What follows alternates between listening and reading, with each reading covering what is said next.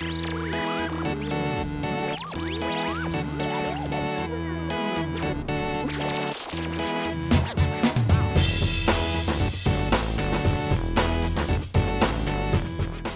know, we're talking about the muscle memory.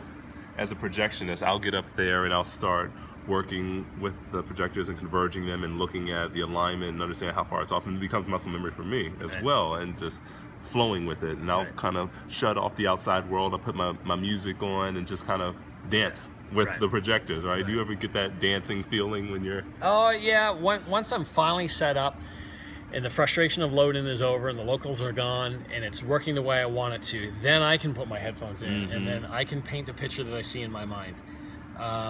And it's just, it's so frustrating. There's so many different elements to the load in. I couldn't get the lights exactly where I needed them to. We're having power issues. I had to cut these because it intersected with this. But when you get the show done and it's what you envisioned from day one, and you're like, I can be proud of this. Yeah, and it looks like the rendering. Yeah, it looks like the rendering. And the other thing is too, and you got to realize we're in such a time crunch here that I program on 3 different levels.